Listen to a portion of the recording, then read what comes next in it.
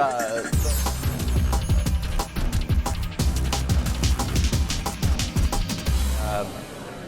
My name is Todd Weaver, founder and CEO of Ivy, and we are an online cable company, the first online cable company, and by being first, we are locked in a major legal battle with broadcasters. Just like cable was when they first started, fought the broadcasters, and then satellite about 25 years later fought the broadcasters, and here we are as the third source of distribution, fighting the broadcasters. So the consumer comes to our site, ivi.tv, and can download our player and watch live television from any of the internet connected devices that we support. Over the top, or OTT, is obviously has been an emerging market for quite some time. And that market it has been stifled by a number of issues. Those issues primarily today relate to content. Everybody's kind of overcome the technical hurdles, making sure you can protect content, making sure that content can be streamed to all sorts of different devices over different bandwidth. The issues of scale are still kind of around, but folks like us have been solving those for a couple of years now, and there's a number of other technology companies that address those issues. So really the key thing is content. So content has a number of hurdles to overcome to have an OTT provider be able to carry that on the internet. One of which is the percentage penetration. So a content owner, let's just take a cable channel like ESPN, the most expensive cable channel that's out there, or all the way down to Hallmark Channel, which is the least expensive channel that's out there. So the average price for cable channels is 20 cents per subscriber. But part of that deal is which tier you're in, tier 1, tier 2, or tier 3. Those tiers relate to percentage penetration, and that's a very important thing, is that if you are Food Network and you have a large percentage penetration, like you're in tier 1 and you have a guaranteed 80 plus, let's say it's even 98% penetration, then that means that across all the subscriber base, you're going to get paid 40 cents per subscriber, and you're guaranteed 98% penetration.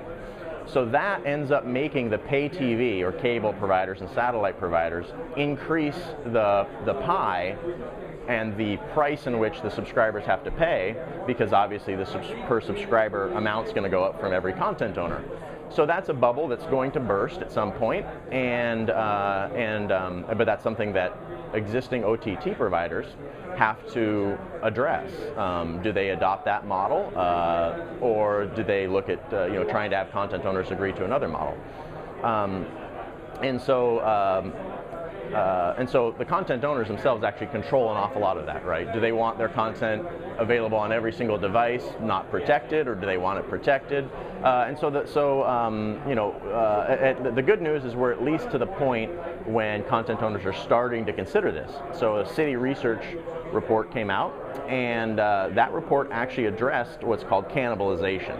So cannibalization is the concern that content owners have with their existing percentage penetration at 40 cents across 60 million subscribers to what is that price, what should that price be in an a la carte world, or what should that price be for their content in a if they only get 60% penetration, right? So the content owners are grappling with cannibalization. And that is something that they're going to learn and play with and try to figure out what that pricing is. But all OTT providers are going to have to really either educate, work with, be able to cooperate with setting certain prices, being able to adjust those prices until that can finally settle out. So there's a lot of disturbance in that area. You mentioned an interesting definition of the lean-back experience. Yes. Can you just talk a bit about that as well? Sure. I mean, within the industry, the term lean-back is, of course, the experience of viewing content from 10 feet away, which really is relating to what everybody's been familiar with for so long of watching television.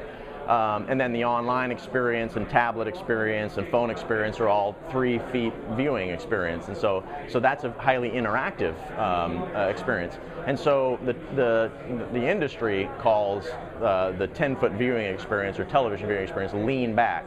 But psychological studies actually have a different term for that called alpha state viewing. And alpha state viewing is actually when your brain is more at rest when you watch television than when you actually are sleeping.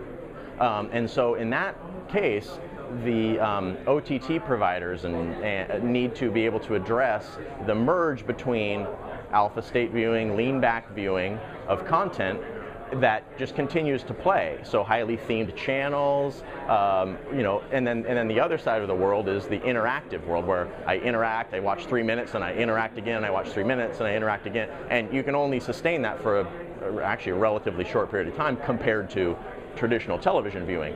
So there's going to be that convergence between the alpha state viewing, where that's what people want, and then that ability to interact. So a obvious conversion is what happened with cable, is when broadcast used to be still is kind of a mixed bag of content you'd get. Cable, when cable launched, then you started to get more and more themed channels. So you can just tune in to Food Network and watch it for 5 hours on end, right? Have an entire marathon. And whereas interactive is the exact opposite. So there will be a convergence where you're going to start seeing more and more themed channels.